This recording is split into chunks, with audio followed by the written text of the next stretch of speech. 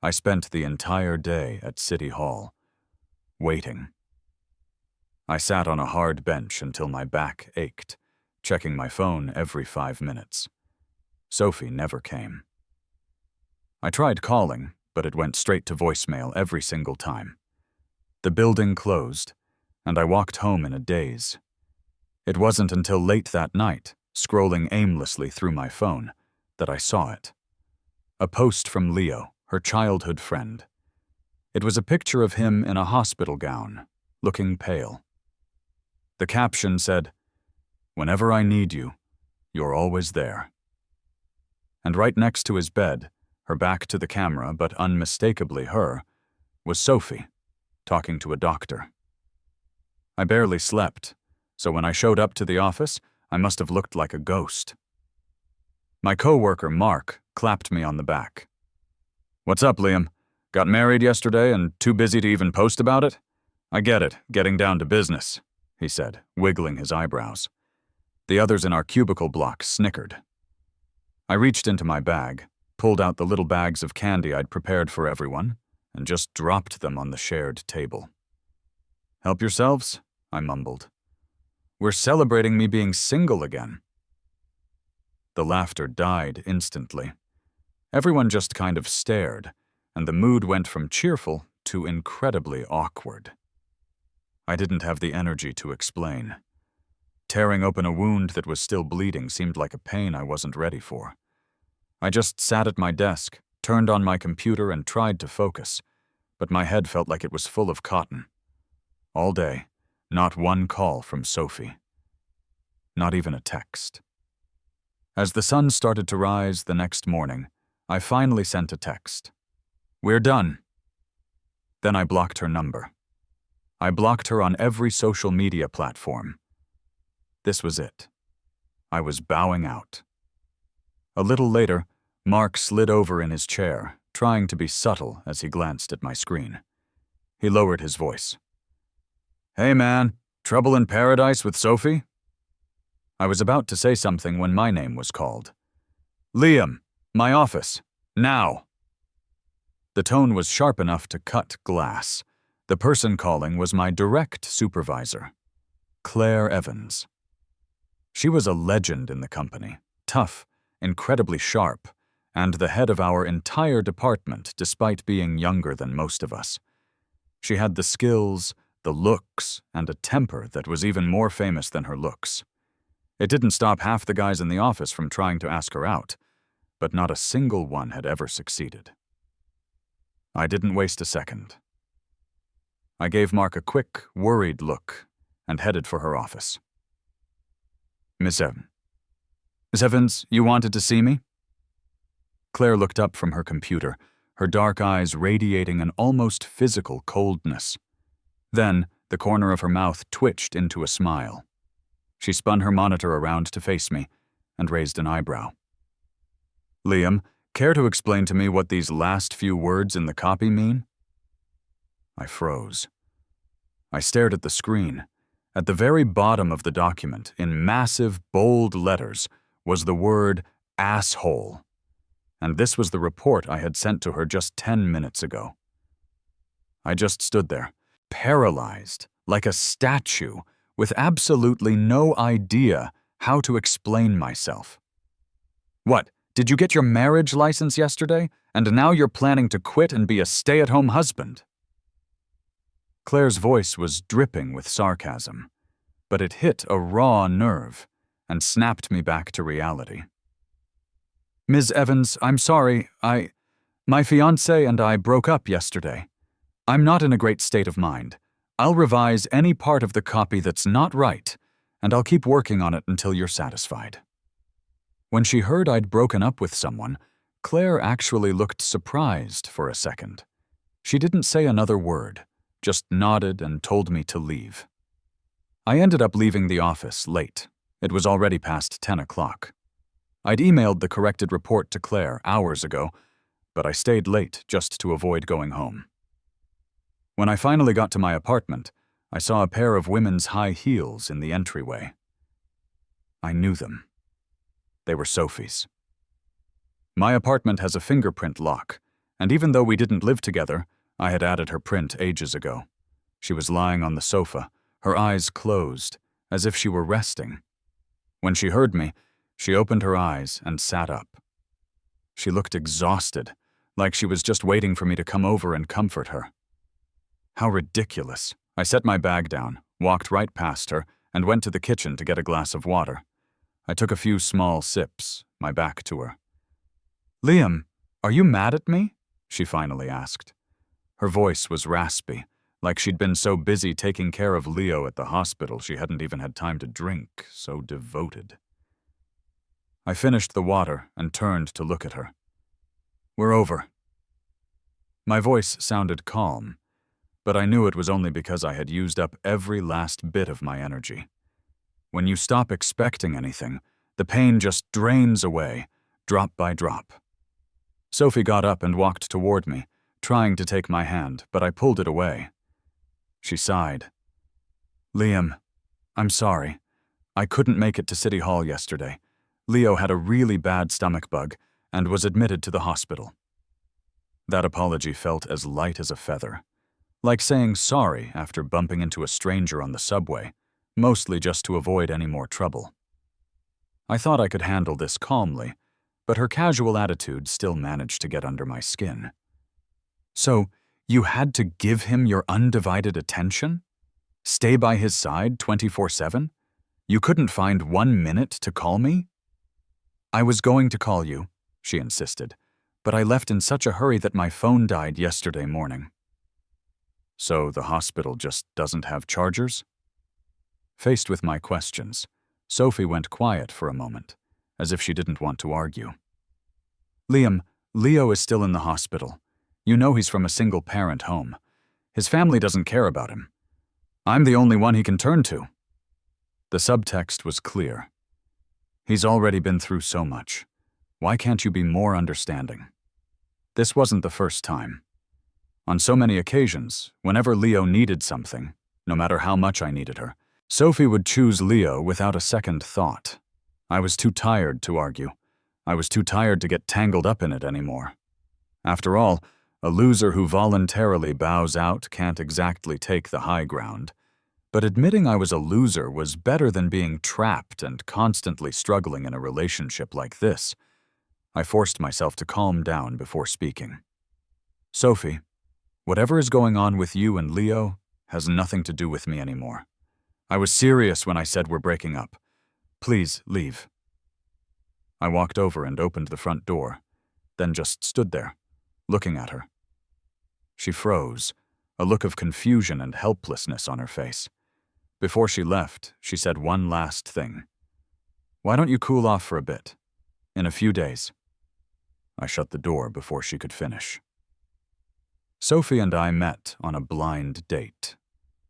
To be honest, the moment I saw her, I thought, I have to marry this woman. She checked all my boxes. A graceful figure, a classic, gentle kind of beauty, a kind temperament. She even spoke in a slow, measured way, and she had a great job as a college professor. After dinner, I asked for her number, and she gave it to me. Not only did she agree, but she also took me to a movie and drove me home afterward. From that day on, we started seeing each other regularly. Eventually, I was the one who confessed my feelings, and we naturally became a couple. One day, about 6 months into our relationship, I called Sophie, and a guy answered. At first I thought I had dialed the wrong number, but then a boyish-sounding voice on the other end called out to me. "Is this Liam? I'm Leo. Sophie's in the kitchen making me dinner. I'll have her call you back in a bit."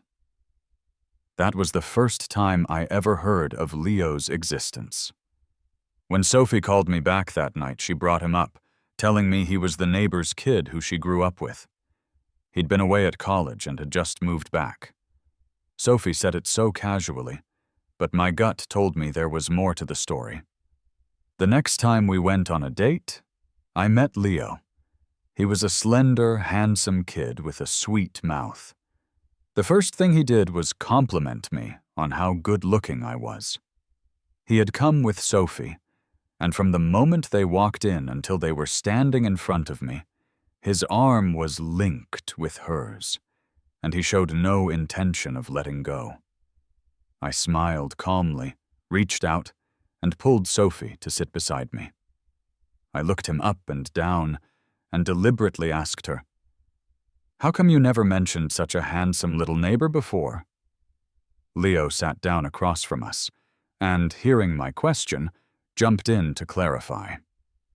"Sophie was probably afraid you'd get the wrong idea about us, Liam." A dead giveaway. I let out a short laugh. "Oh, I doubt that. Leo, you look much younger than us. Your sister Sophie might be into robbing the cradle, but I'm not sure she'd go for someone quite that young." Leo smiled and looked me straight in the eye. "Sophie told me you're the same age, and I'm only 5 years younger. So by that logic, I'm the perfect age to be cradle robbed. Ha!" He might as well have just said he wanted Sophie to make a move on him. I decided to be direct. "So, do you like older women? Or do you just like Sophie?" The next second, Leo turned to Sophie with a wounded look and started complaining right in front of me. "See, Sophie? I told you I shouldn't have come. Now Liam has the wrong idea." Sophie had been looking down at the menu and hadn't been paying attention to our conversation. When Leo called her name, she looked up. "I already told Liam you're my neighbor's little brother. Don't worry, he won't misunderstand." Even though Leo was deliberately trying to show me that his relationship with Sophie was special, her attitude was clear. He was the neighbor's kid, and I was the official boyfriend. I didn't need to keep sparring with him and make things awkward. After dinner, I made an excuse that Sophie and I had other plans, so she told Leo to head home on his own. Before he left, Leo shot Sophie a reluctant glance. When he saw her attention wasn't on him, he walked away dejectedly. That night, a user named L-Man sent me a friend request with the note, "Leo." I didn't really want to add him, but I had a feeling the kid was up to no good with Sophie, so I accepted. After adding him, I was scrolling through my feed and saw he had just posted something. There was no caption, just a picture of a cow eating grass. I woke up just as the sky was beginning to lighten. I'd spent the whole night dreaming about Sophie and Leo, a chaotic mess just as frustrating as reality. Sleep wasn't happening, so I got up to wash my face. I looked in the mirror and saw a haggard man staring back, looking exactly like a jilted lover. Since Sophie and I were over, it was time to start my new life. An hour later, seeing my handsome, well-dressed reflection in the mirror, my mood inexplicably improved. I got to the office early, before any of my colleagues. There was a delivery bag on my desk containing a sandwich and a hot milk.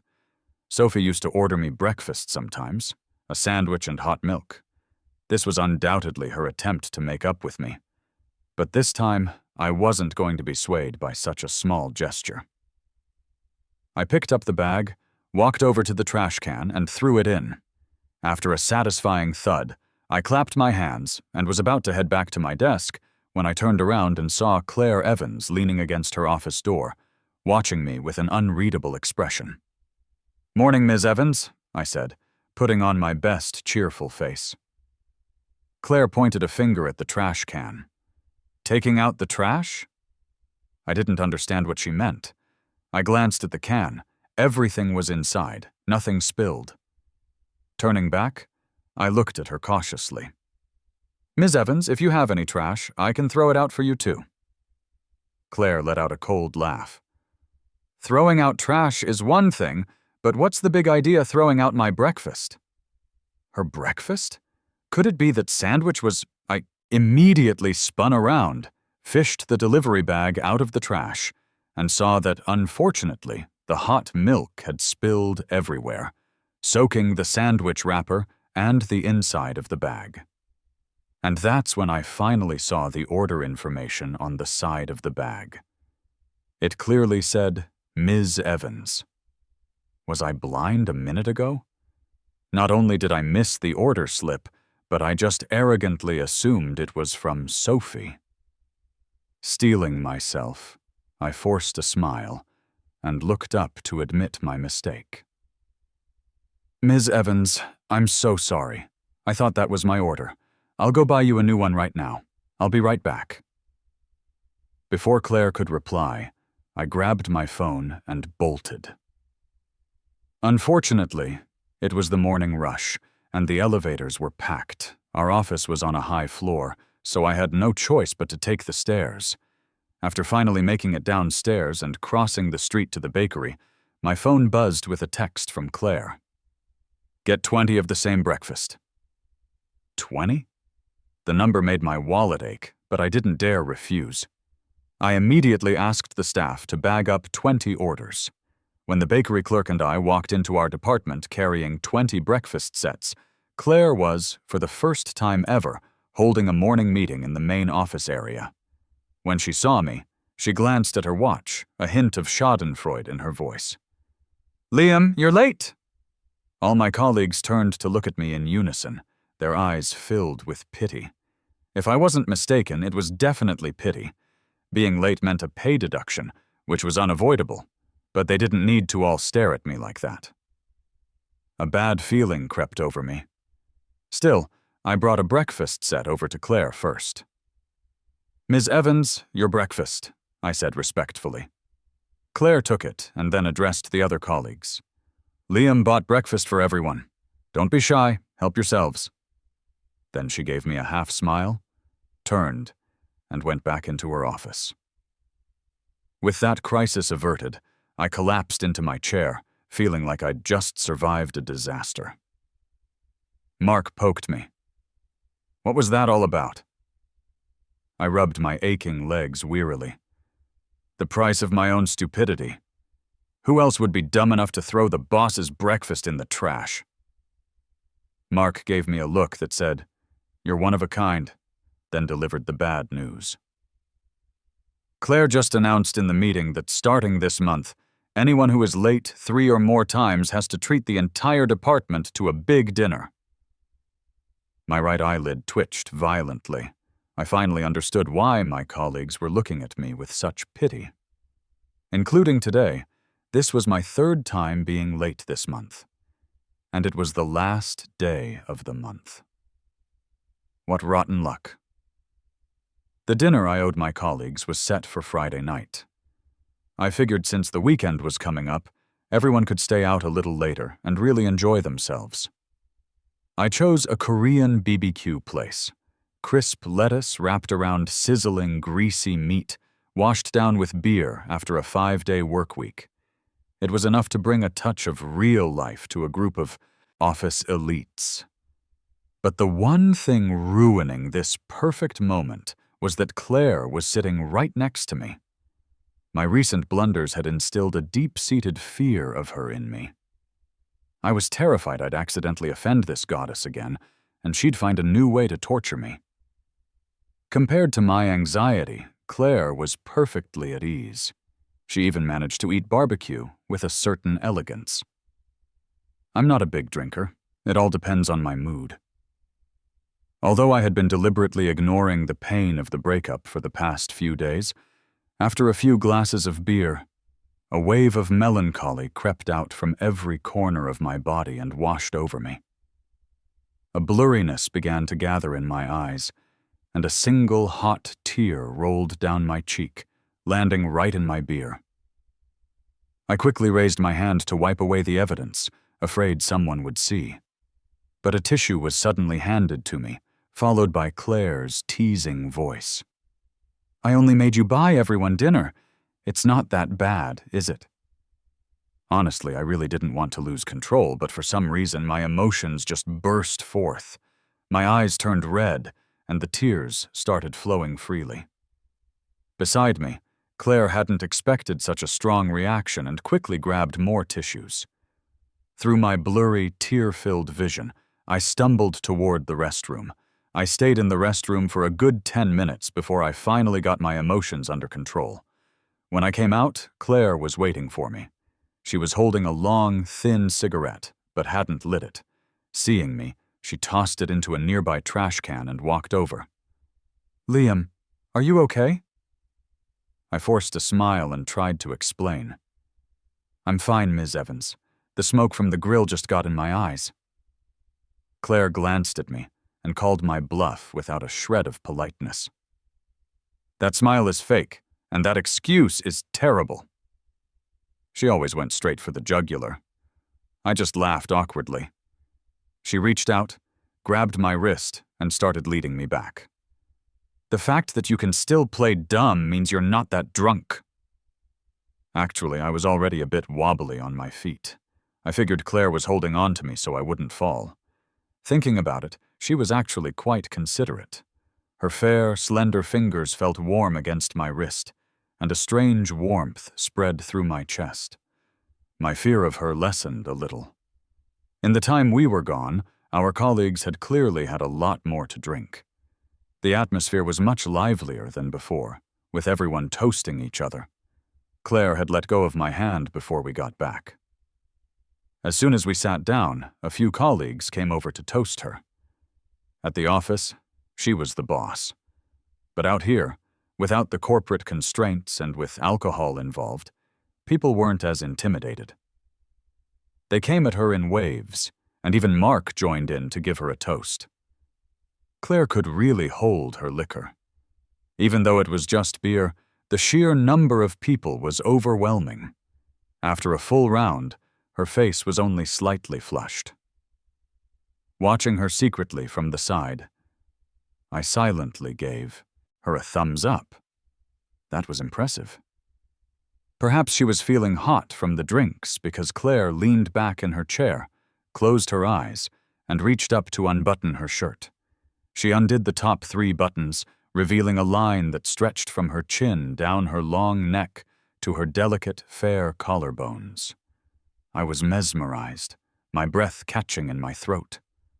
Just then, Claire opened her eyes and caught me staring.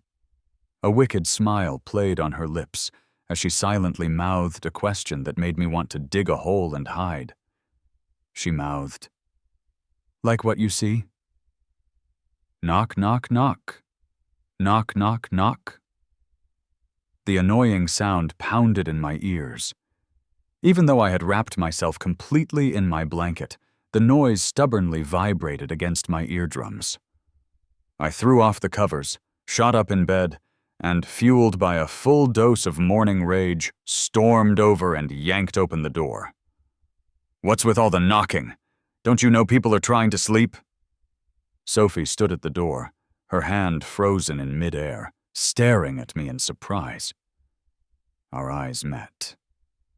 In her shocked expression, I saw my reflection. Clothes disheveled, hair a mess, face full of anger.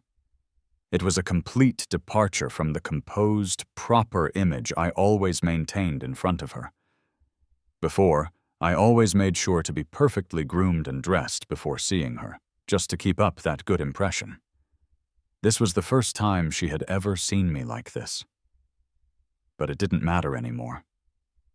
Sophie quickly composed herself, her expression returning to its usual gentle calm. "Liam, I couldn't reach you by phone, so I had to come here, but the fingerprint lock wouldn't open." "Yeah, I deleted it," I said curtly. "Can I come in and talk to you?" "And if I say no?" "Then we'll talk right here." From her tone, it was clear we were having this conversation whether I liked it or not. But if we talked at the door, more people would see me looking like this. After a quick mental calculation, I relented. "Come on in." I walked over to the sofa and sat down. Sophie followed me in and closed the door. In the past, whenever she came over, I would joyfully prepare all sorts of fruits and snacks for her. Now I couldn't even be bothered to tell her to sit down. Sophie pulled up a chair and sat across from me, looking at me calmly. "Liam, it's been several days. Your anger should have cooled by now." Her words made me laugh out loud. "Sophie, Professor Grant, surely your reading comprehension isn't this bad, right? I said we broke up. Do you understand what a breakup is?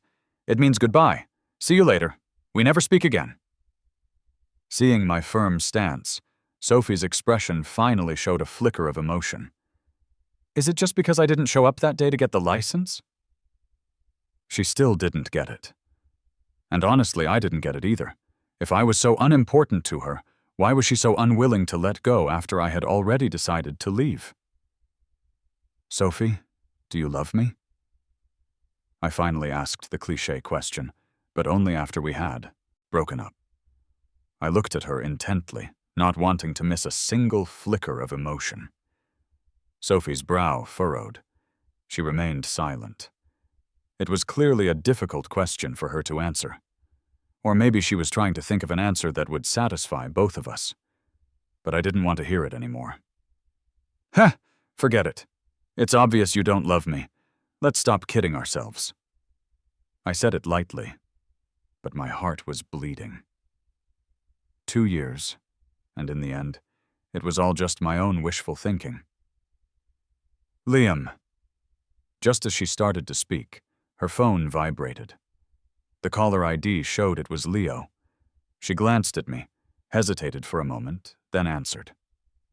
Leo's boyish voice immediately came through the speaker. "Sophie, I'm so hungry. Can you come make me dinner?"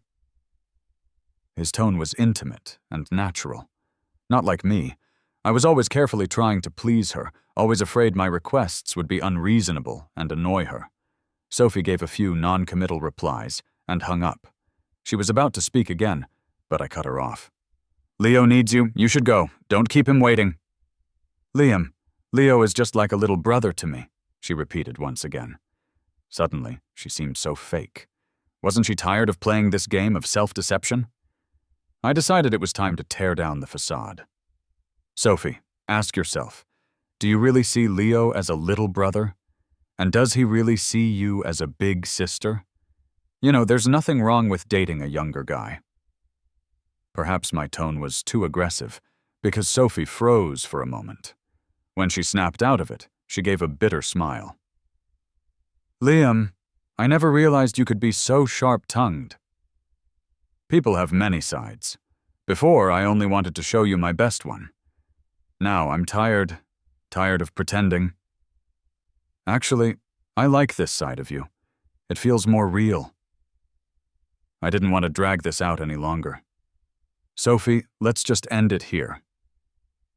After saying that, I turned away and looked out the window. The sun was shining, and the sky was a pale blue. I heard the sound of the door opening, and then the room fell completely silent. Her politeness and grace were consistent to the very end. Sophie is allergic to seafood, while I love oysters. In the past, for all our dates, I always chose restaurants based on her preferences. It had been a long time since I'd had seafood. Now I could finally satisfy my craving. At the seafood restaurant, I chose a corner table, quiet and with a view of the street. While waiting for my food, I happened to spot a familiar figure sitting diagonally across from me. Claire. What was she doing here? Last night, after she caught me staring at her, I was too embarrassed to stay by her side. I squeezed in with Mark and spent the rest of the night drinking and chatting with other colleagues. After dinner, I paid the bill and escaped in a taxi. I figured a weekend without seeing her would ease the awkwardness by Monday. I never expected to run into her just one day later. Luckily, it seemed like Claire hadn't seen me. Today, she was dressed in casual clothes. Compared to the mature professionalism of her usual suits, the casual wear gave her a vibrant, youthful beauty. But she was wearing sunglasses indoors, giving off a distinct "don't talk to me" vibe. Her brow was furrowed, and she looked impatient, constantly checking her watch. She must be waiting for someone. Since she hadn't seen me, that was for the best. It would be bad if she thought I was following her. I secretly scooted further into my seat, using the booth across from me as cover. I came out for a nice meal and ended up feeling like a thief. I groaned inwardly. "Hello, are you Claire Evans?" A pleasant male voice spoke up. This must be the person Claire was waiting for. I heard Claire give a cold, a stark contrast to the man's enthusiasm. I snuck a peek. Claire had a cocky posture and hadn't taken off her sunglasses. I could only see the man's back. He was wearing a well-tailored suit and had a tall build. Just from behind, you could tell he was probably handsome. The man sat down and spoke apologetically. "Sorry, traffic was bad. I'm a little late." Claire gave another terse, Then she added, "Good thing you're not my employee." I silently added to myself, if you were her employee and were late 3 times, you'd be buying the whole department dinner. Perhaps sensing Claire's cold attitude, the man laughed and introduced himself gracefully. "Hi, my name is Ben. When your mother introduced us, she mentioned you weren't much for small talk. But for a corporate executive, that's normal. If you laugh too much, you lose your authority." Hearing this, Claire suddenly became more talkative. "So, did my mom not mention any of my other flaws? When you're setting someone up, aren't you supposed to talk about their good qualities?" Ben asked, confused. Claire replied, "But isn't honesty the best policy?" Then she said, with brutal honesty, "Aside from being beautiful, I'm basically all flaws." I had just taken a sip of lemonade and Claire's comment made me spit it all out. This woman had some serious nerve. Luckily, Ben wasn't drinking anything, or Claire's face would have been soaked. I suddenly felt a pang of sympathy for this handsome guy named Ben. What bad luck to be set up on a blind date with Claire. They'd only exchanged a few sentences, and every single one was a conversation killer. If it were me, I would have already grabbed my bag and left. But Ben had a good temper. Not only was he not angry, but he even smiled. "Ms. Evans, you're saying that on purpose, aren't you? Your goal is to provoke me, so I'll leave on my own." Her plan exposed, Claire didn't seem surprised at all. "Since you've figured it out, that saves us some trouble. Order whatever you want. Consider it compensation for your wasted trip." Ben wasn't giving up. "I know you hate meeting guys this way. To be honest, I don't like it either. But when I saw your picture, I thought you were my type, so I came. You could try to get to know me. Maybe I'm your type too. Being beautiful really makes a difference. If Claire were an ordinary-looking woman, she probably wouldn't be getting this kind of treatment." I silently marveled at the guy's persistence and peeked out a little to see Claire's reaction. But as luck would have it, our eyes met. At some point, she had taken off her sunglasses. The moment she saw me, I noticed her usually cold eyes light up for an instant. I quickly ducked back, scooting even further to the side until I felt safely hidden. Only then did I dare to breathe properly. I didn't dare eavesdrop on their conversation anymore. But Claire wasn't going to let me off that easily. She got up from her seat and walked over. Seeing me hunched over like a quail trying to hide from a predator, a wicked smile spread across her face. The next second, she reached out and pulled me up. While my brain was still blank, she was already holding my hand and standing in front of Ben. "Sorry, but I actually have a boyfriend." I stared at her in shock, about to protest, but a sharp squeeze on my hand silenced me. Claire was threatening me. Ben was clearly skeptical.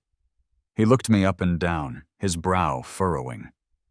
"If you have a boyfriend, why didn't you tell your mother?" Without batting an eye, Claire started spinning a wild tale. "My mom doesn't approve of us. She's been trying to break us up, so she forced me to go on this blind date. But his family has already accepted our engagement gift, and we've even set a wedding date." I glanced down at myself and didn't know whether to laugh or cry. As Claire had hoped, Ben swore, "You people are crazy," grabbed his coat, and left with a grim face. In a great mood, Claire sat back down, snapped her fingers to call the waiter over, and seeing me still frozen in place, she poked me with her fingertip. "What, did someone put you in a trance?" The waiter had already come over, smiling. "Ma'am, how can I help you?" Claire pointed at me. "Do you have anyone here who can break a spell?" The waiter looked at me, confused, clearly not understanding what she meant. To avoid causing the waiter any unnecessary trouble, I sat down in the seat across from her. Resting my chin in my hand, I stared at her, waiting for her to repay the favor. After she ordered, the waiter left. Claire glanced up at me, a slight curve to her lips, looking as if she had already seen right through me. "All right, spit it out. What do you want as a reward?" I suddenly got excited. "Anything?" Claire just shot me a look from the corner of her eye, and my bravado instantly deflated. Helping a leader solve her problems is the duty of a subordinate. How could I possibly ask for anything in return? I laid on the flattery thick, completely against my conscience. Claire clearly enjoyed it. She smiled faintly and offered me some reassurance. "Don't worry, I'll make it worth your while." After we left the seafood restaurant, I was about to say goodbye, but Claire said that if I had nothing to do that afternoon, she hoped I could help her pick out a gift. When your boss invites you, you can't really say no. Besides, I had nothing to do at home, so I agreed. I had assumed Claire was buying a gift for a client, but it turned out to be for her father. "Is it a birthday present for your dad?" Claire was at a counter, focused on the watches inside. Hearing my question, she answered without looking up. "I'm buying it to save my own skin. After I sabotaged that blind date today, my dad is going to kill me." When she mentioned her father, all of Claire's high and mighty attitude vanished. She sounded more like a kid who'd gotten into trouble and was afraid of being punished at home. But to make Claire this scared, her father must be quite the character. That guy, Ben, who Claire had deliberately driven away, could be considered lucky to have avoided becoming his son-in-law. I wondered who the unlucky guy would end up being. The thought made me laugh out loud. I looked up to find Claire staring at me with pursed lips. "Liam, I asked you to help me pick a gift. Focus, okay?" Okay, I said, raising my hands in a gesture of surrender. Claire finally looked back down. I quickly focused my attention on the luxury watches. "Liam?" A familiar male voice sent a shiver down my spine. I didn't even have to turn around to know who it was. I tried to pretend I hadn't heard, but the clear sound of footsteps told me he was already walking over. As expected, Sophie was with him. Leo's hand was tightly intertwined with Sophie's, his face beaming with a happy, sweet smile. They looked exactly like a couple in the first flush of a new romance. When she saw my eyes land on their clasped hands, Sophie instinctively tried to pull away, but Leo squeezed her hand and she stopped moving. It looked like they had officially moved past the pseudo-sibling relationship and graduated to lovers. "Liam! I can't believe I ran into you here. This is great. I was going to ask you out for a meal to thank you. By bowing out, you made it possible for me and Sophie to be together." Leo stood before me like a conqueror, arrogantly declaring his victory. Compared to Leo's smugness, Sophie seemed more subdued. But when she met my mocking gaze, her eyes flickered with unease. After all, she had just been at my apartment yesterday morning, begging me to get back together. Today, she was with someone else. That was a surprisingly fast turnaround. In a public place like this, I hadn't planned on saying anything harsh, but looking at Leo's provocative expression, I changed my mind. I wasn't going to let him flaunt his new relationship in my face and walk away satisfied. Even if I couldn't change anything, I could at least make him squirm. Just as I was about to speak, an arm suddenly wrapped around my waist. I turned in surprise to see Claire standing beside me, smiling in an intimate embrace. "Honey, is this the ex-girlfriend who dumped you?" Compared to me, she's definitely a downgrade. Claire's single sentence made both of their faces change, especially Sophie. For the first time, a crack appeared on her usually calm and gentle face. She pulled her hand away from Leo's and took 2 steps forward to stand in front of me, her expression a complex mix I had never seen before. So, she's the reason you broke up with me? The reason you wouldn't take me back even after I begged you? Sophie's words didn't faze me much, but they made Leo's face turn deathly pale. He bit his lower lip, looking at Sophie's back with a pained expression. Seeing their reactions, a flicker of satisfaction rose in my heart, but I wasn't going to distort the truth. Sophie, you know exactly why we broke up. I want a love that is wholehearted, with no room for a third person. My words were pointed, and Leo's face grew even paler. Sophie stood frozen, staring at me blankly, silent. Seeing Sophie just staring at me, Leo couldn't hold back. He came forward, trying to take her hand, but she dodged him. Helpless, he grabbed the hem of her shirt and said pitifully, "Sophie, Liam has a new girlfriend. Let's go. We shouldn't bother them." Claire, who had been watching the show, suddenly let out a cold laugh. She leaned in closer, her lips brushing against my ear. "Honey, it looks like your ex is still hung up on you. I guess I'll have to keep a close eye on you. You know what they say. You can't be too careful with thieves around." She didn't finish the sentence, but the meaning was clear. At such a close distance, Claire's lips were almost touching my ear. My heart pounded, and my face flushed red. Sophie saw the whole thing, and her usually indifferent eyes were now filled with jealousy. Other shoppers in the store started casting curious glances our way. Some of the nosier ones were already whispering, trying to piece together the story. I had nothing to hide, but some people were clearly feeling guilty. The surrounding whispers and stares made Leo anxious, as if he was afraid of being exposed as the third party who broke up a relationship. His voice was already choked with emotion. "Sophie, let's go, please." Sophie gave me one last look, then, like a soulless puppet, let Leo pull her away. Once they were gone, I deflated like a punctured balloon.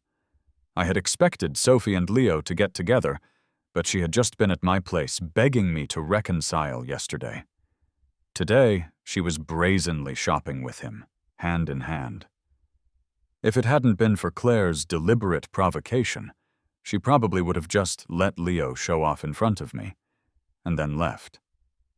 Seeing me silent for a long time, Claire patted her own shoulder. "Well, need a shoulder to cry on?"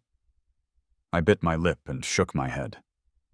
"Ms. Evans, I'm sorry. I can't help you pick out a gift anymore. I want to go home." Just as I was about to say goodbye to Claire and head home, she gave me 2 options: go home alone to lick my wounds, or go to the beach with a beautiful woman to feel the ocean breeze. She told me to pick one. I chose the latter. I had imagined the beach at night would be nothing but the salty sea breeze, the endless crashing of waves, and a vast, dead darkness. I never expected it to be so lively. To make money, businesses had set up an electronic music and beer festival on the beach. Young men and women in skimpy clothing crowded around a makeshift stage, swaying their youthful bodies to the passionate music and dazzling lights. Not far from the stage was a food court. The food court was filled with tables for customers. The enticing aroma of grilled skewers wafted through the air with the sea breeze. Spicy red crawfish, steamed crabs, all kinds of beers, and cold drinks were on display. My gloomy mood was unexpectedly lifted by the lively atmosphere. I pointed to an empty table ahead. "Ms. Evans, how about we drink until we drop?" Claire gave me a skeptical look and drawled, "Liam, don't push yourself if you can't handle it." I snorted. "I can't speak for other days, but tonight I'm sure I can." Claire shrugged and sat down with me at the empty table. I called a waiter over to order food, then asked for 6 large mugs of draft beer. I looked at Claire. "Is that enough?" Claire gave me a mocking look. "This is your idea of drinking until you drop? Isn't 6 mugs a little light?" My hand trembled, but I steeled myself and told the waiter to add 6 more. It turned out Claire's mockery was justified. By my 3rd mug, my head was already starting to feel fuzzy. I don't know if it was the beer being stronger than usual or my mood making me an easy drunk, but I felt myself starting to float. I shot up from my seat and staggered toward the stage. Claire quickly followed and steadied me. "Liam, where are you going?" I grinned at her and pointed at the bustling crowd ahead. "I'm going dancing." The high-energy music made my body start to sway uncontrollably. Beside me, Claire stood with a stern expression, looking completely out of place among the wildly dancing crowd. I don't know which genius came up with the saying, "liquid courage," but right now, I wanted to praise them. It was so damn true. Because, fueled by alcohol, I started to get handsy with Claire. Not in a sleazy way to take advantage of her, but just to get her to dance with me.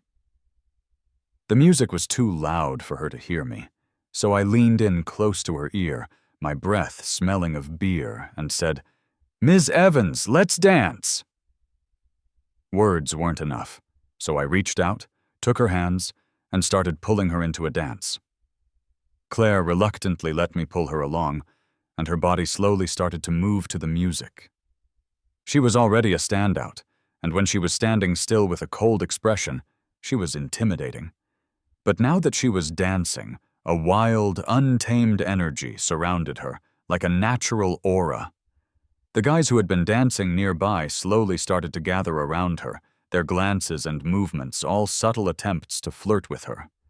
And I was, gradually being pushed to the side. One bold guy even came up behind her and was about to wrap his arms around her waist. But Claire sidestepped him. Beauty is a lure, and seeing her being coveted by others made me surprisingly angry. I pushed through the crowd of men surrounding her, walked right up, took her hand, and led her away from the stage. Behind us, the music faded. Claire asked quizzically, "Done dancing?" I didn't turn back, my voice sharp from the alcohol. "We're done." She didn't ask any more questions, and just let me lead her on. I thought I heard a soft, fleeting laugh from behind me. I didn't stop until we reached a deserted stretch of sand.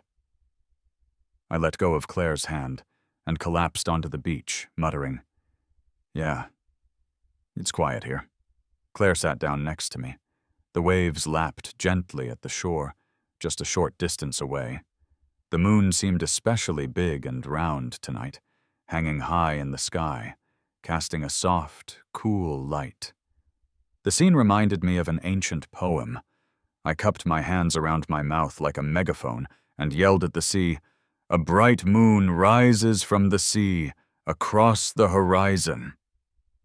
I don't know if the alcohol had damaged my brain, but I couldn't for the life of me remember the next line.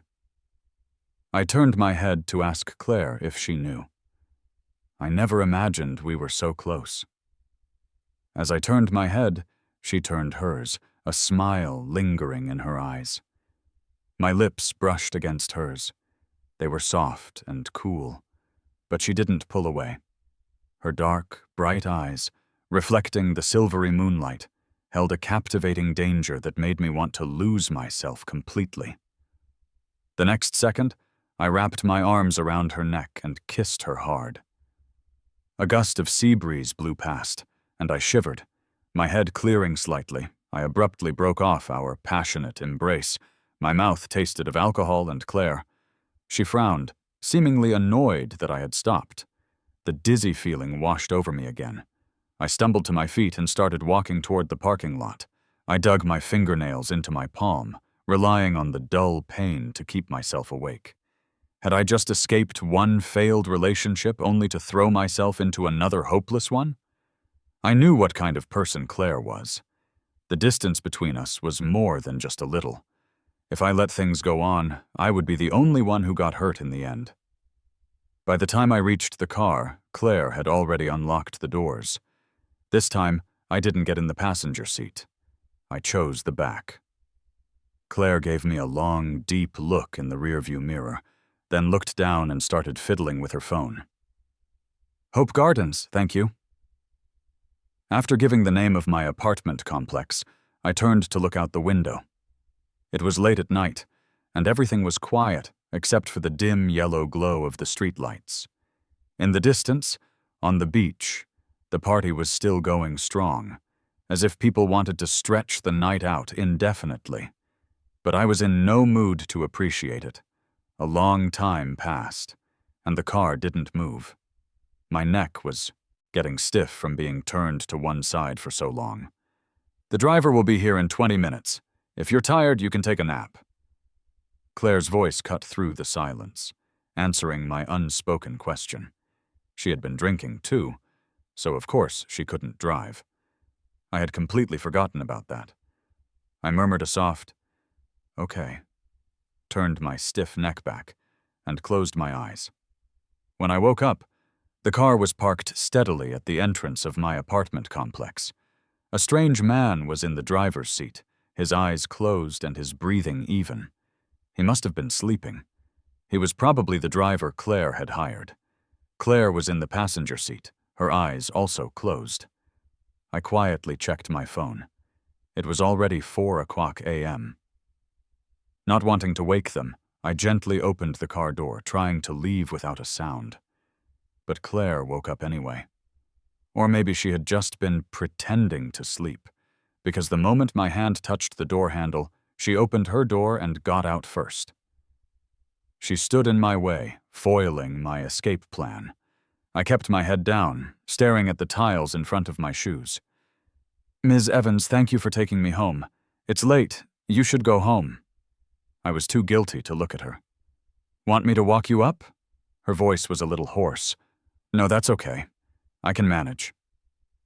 After saying that, I dodged around her and jogged into the complex. When I heard no one following me, I gradually slowed my pace. A few minutes later, I heard the sound of a car engine starting, and the car slowly drove away. I let out a sigh of relief and finally dared to look back.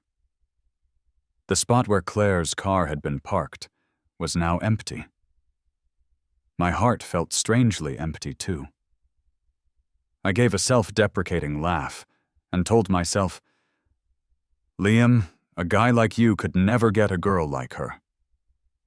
I had never come home this late before, so when I pressed the elevator button several times and got no response, I didn't know if building management had turned it off to save power or if it was broken. But I had no choice but to climb the stairs. Luckily, I didn't live on too high a floor. Unfortunately, many of the lights in the stairwell were broken, and several floors were pitch black. I had to use my phone's flashlight to see. When I finally reached my floor and stepped out of the stairwell, I jumped. There was someone sitting in front of my door. The motion-activated light flickered on, illuminating the person's face. It was Sophie. I let out a long breath, trying to calm my racing heart. When Sophie saw me, she used the wall to shakily pull herself to her feet. "Liam, why are you home so late?" I glanced at her sideways. "You've been drinking." She didn't deny it, just nodded quietly. In the 2 years we were together, Sophie never touched a drop of alcohol. She must have been so happy to be with Leo that she had to celebrate with a drink. The thought made me purse my lips dismissively. "Could you please move? I need to get into my apartment." Sophie's usually neat hair was messy and fell across her face. Her clear eyes were now bloodshot. She blocked the door, her voice almost pleading. "Liam, that woman today, is she really your new girlfriend?" If she had looked at me like this in the past, my heart would have broken. But now, I felt nothing. I just wanted her to leave so I could go home and sleep. "Yes, she's my girlfriend. You have your answer. Can I go home now?" Sophie's face was etched with a painful disbelief. She whispered my name, then suddenly pulled me into her arms, hugging me tightly. Her voice trembled as she begged, "Liam, please don't leave me. I can't live without you." This belated display of affection didn't move me at all. In fact, it just disgusted me. I tried to struggle out of her embrace, but she held on too tight. "Sophie, let go of me." She didn't seem to hear me, lost in her own emotions, muttering to herself, "Liam, you're the only one I love.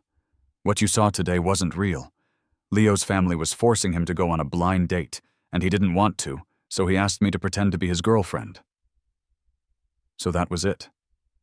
But even knowing the truth, I felt no stirrings in my heart.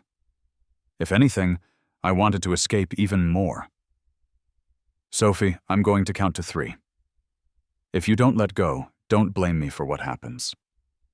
Not only did Sophie not let go, but she leaned in to try and kiss me. I lifted my knee and drove it hard into her stomach. Ugh. With a muffled groan, Sophie finally released me, crumbling to the ground in pain. The doorway was clear. I seized the opportunity, unlocked the door, slipped inside, and slammed it shut behind me.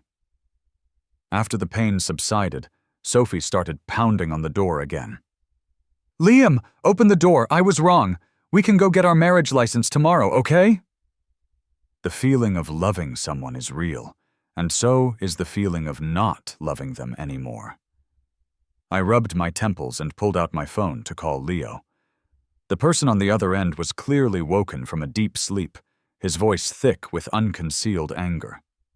"Who is this? Don't you know what time it is?" I said coldly. "Leo, it's me, Liam. Sophie is drunk outside my apartment. Come and get her." After giving him the message, I hung up. About half an hour later, a panting Leo appeared at my door.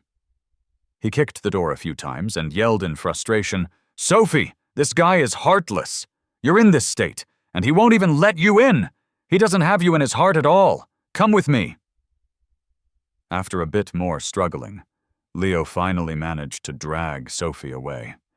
I got up from the living room, went back to my bedroom, threw myself on the bed, and fell into a deep sleep. When I woke up, the sun was high in the sky. I fumbled for my phone and checked the time. It was 1:00 p.m. I had a few missed calls. I called Mark back and told him I was sick. Then I contacted HR and took a week of sick leave. I didn't go to work, and there was no word from Claire. Then again, what happened that night was my move. I was the one who started it, and I was the one who stopped it. It had nothing to do with her. What was I even hoping for? I booked myself a ticket to Miami to clear my head and escape the troubles of the city. After arriving in Miami, I bought a local SIM card and turned off my old one. The ocean in Miami had a clarity that other cities lacked. The days of feeling the sea breeze and eating seafood were carefree and relaxing. But as I lay sunbathing on the beach, whenever someone walked by, I would inadvertently look up. Seeing a stranger's face, I would look away again. If I saw someone with a side profile or figure that resembled Claire's, I would stare for a few extra seconds. But each time, after looking, my heart would feel even emptier. When I returned to my city, the weather was foul. The entire city was drenched in a downpour. I was stuck at the airport for a long time before I finally managed to hail a taxi when the rain let up a bit. My apartment complex didn't allow outside vehicles, so the car stopped at the gate. But just then the rain started pouring down again. I had just gotten out and opened my umbrella when a strong gust of wind bent the frame, and the rain poured down on me, soaking me to the bone in an instant. My luggage was still in the trunk. The rain was so heavy that the driver wouldn't get out. He just sat in the car and popped the trunk for me to get my own bag. I just folded my useless umbrella, opened the trunk, and was about to grab my suitcase when another umbrella suddenly appeared over my head.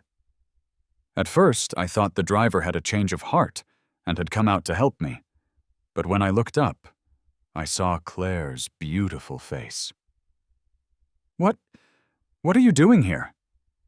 I was so surprised and strangely thrilled that my voice trembled. She didn't answer my question, just handed me the umbrella she was holding. "Get your suitcase and go home first." In the heavy rain, it really wasn't a good place to talk. I pulled my suitcase out, and she held the umbrella over both of us, then raised an eyebrow at me. "Which way? You lead." The umbrella Claire brought was large and sturdy enough to cover both of us, but the wind still whipped at us from all sides. Except for our shoulders and heads, the rest of our bodies were dripping wet. By the time we got to my apartment, we were both soaked through. I told Claire to go take a hot shower first, but she insisted I go. I couldn't win against her, so I took the fastest shower of my life and then gave her the bathroom. After Claire went in, I had a problem. Her clothes were completely wet and unwearable, but I didn't have any women's clothes. What was I going to give her to wear? Fortunately, I remembered I had a new bath towel I had just bought. I found it and passed it to her through a crack in the door when she was done. When she came out of the bathroom, I finally understood the true meaning of the phrase, living, breathing sensuality. The bath towel was a men's size, and wrapped around Claire's body, the soft fabric outlined, her graceful curves, barely covering the essential parts. Her exquisite figure, her skin as fair as jade. The sight made my blood rush. I felt something trickling from my nose. I wiped it with my hand. It was a nosebleed. Claire laughed out loud, but still handed me a tissue. I took the tissue and rushed into the bathroom, turning on the tap and splashing cold water on my forehead.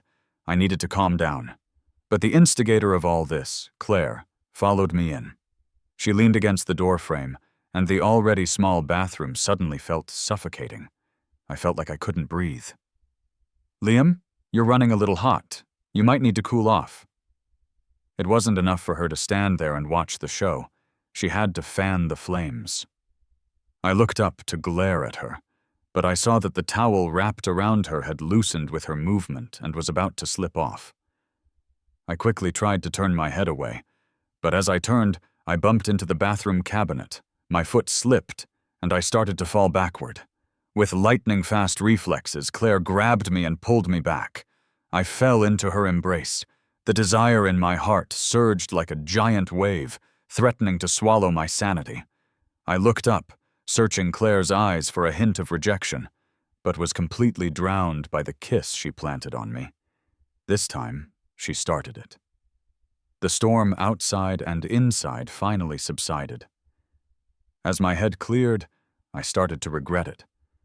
I thought a week was enough time to adjust my mindset for seeing Claire again, but her sudden appearance had just made things worse.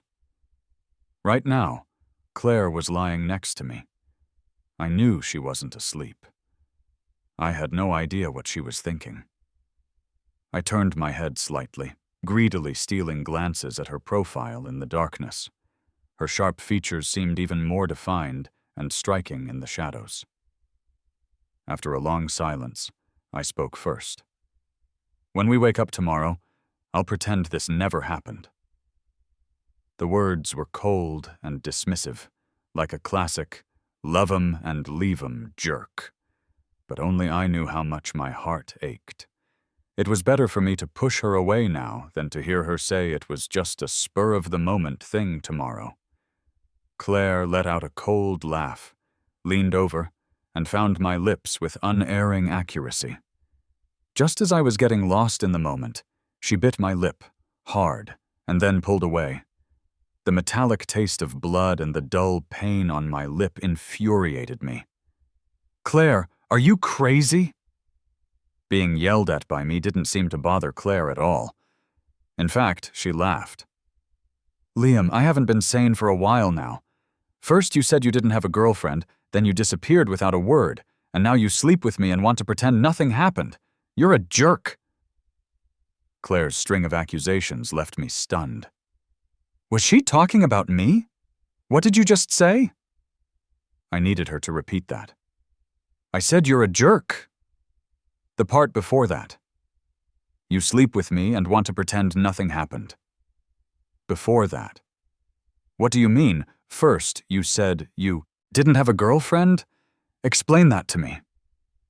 Claire turned her back to me, refusing to talk. Only after I pressed her repeatedly did she finally, reluctantly, speak. I saw you the day you interviewed for the company. I was in the elevator, standing right behind you. I heard you talking on the phone with someone, laughing like no one else was around. The person on the other end must have asked if you were nervous about the interview, because you said you weren't.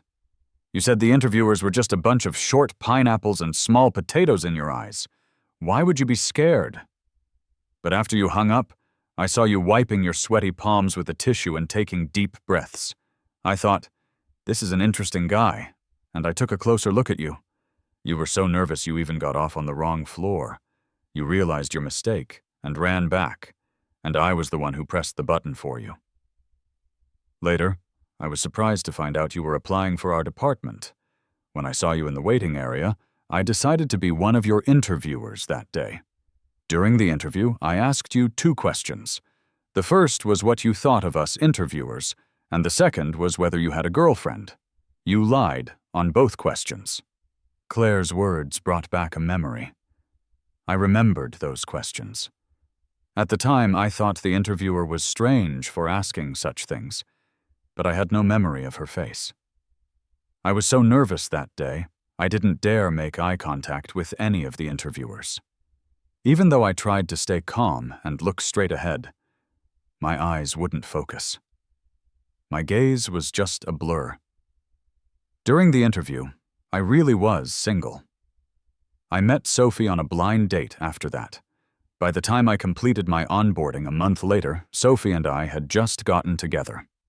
At the time, I thought I had hit the jackpot with both my career and my love life. I never imagined that a simple twist of fate had made Claire think I was a liar. When it all clicked, I laughed out loud. So, Ms. Evans, was it love at first sight? Claire mumbled a quiet, "Mm-hmm." Hearing her confirm it, my mood soared. I shamelessly pressed on. Then why didn't you pursue me? You already had a girlfriend at the time. I don't get involved in other people's relationships. I nodded in agreement. But you didn't pursue me after I broke up with her either. Are you sure about that? I racked my brain but couldn't think of a single thing she had done that could be considered pursuing me.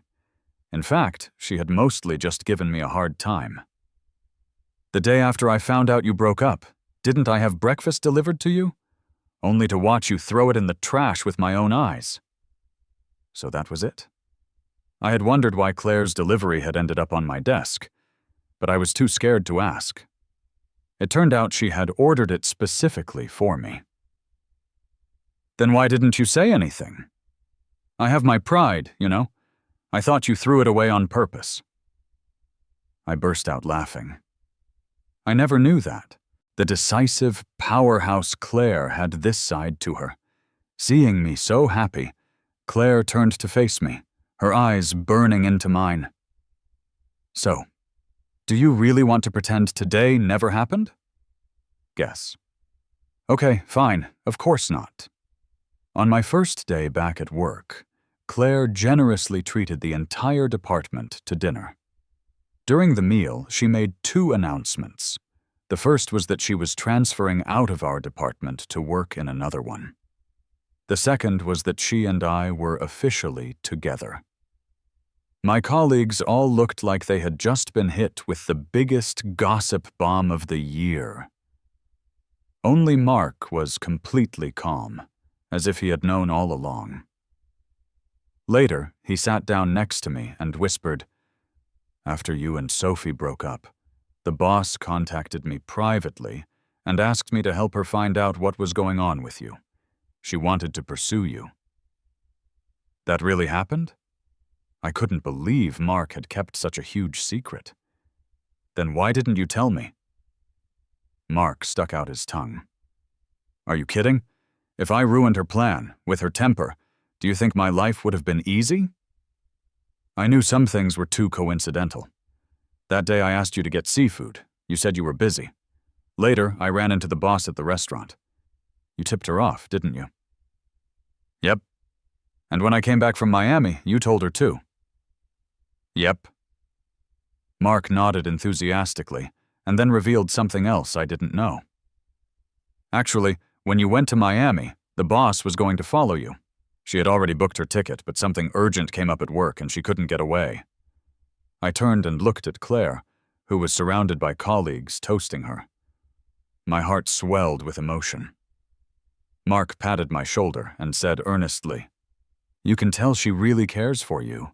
Don't mess it up."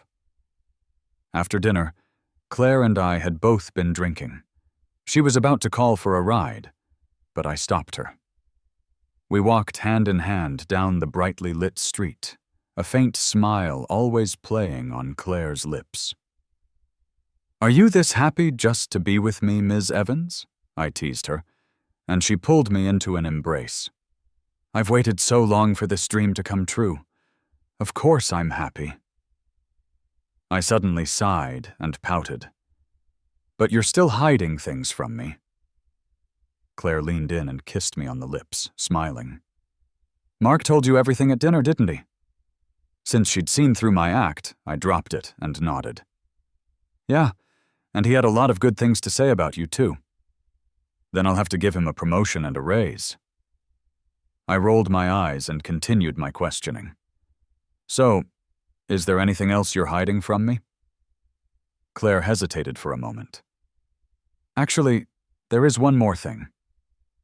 I was just asking casually. I didn't expect there to actually be something. My interest was immediately piqued. "What is it?" Claire looked conflicted. "Are you sure you want to know right now?" "Yes. No regrets." "No regrets?"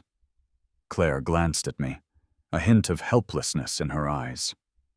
The next second, she pulled a blue velvet box from her coat pocket. As if sensing what was about to happen, my heart began to pound. Claire opened the box. Inside, a simple yet elegant men's ring lay nestled in the center. She looked at me, slowly knelt down on one knee, and when she spoke, her voice trembled slightly. "Liam, will you marry me?" My nose stung, and I bit my lip hard, feeling like this was all a beautiful dream. "Claire, but we just got together. Wasn't this too fast? Was she really this sure?" Claire's voice was choked with emotion. "I almost had to watch you marry someone else. For me, this has been long enough." She was right. If Sophie had shown up that day, Claire and I would never have had our now. I nodded, no longer hesitating, and held out my left hand.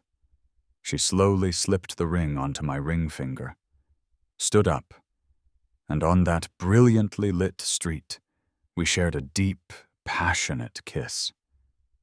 Later, I asked her why she had asked if I would regret it. Claire sighed. "I was planning a more romantic proposal, but you were just too impatient." Knowing what I had missed made me feel a little regretful. I comforted myself. Everything happens for a reason. Claire shook her head and smiled. "This was all part of the plan.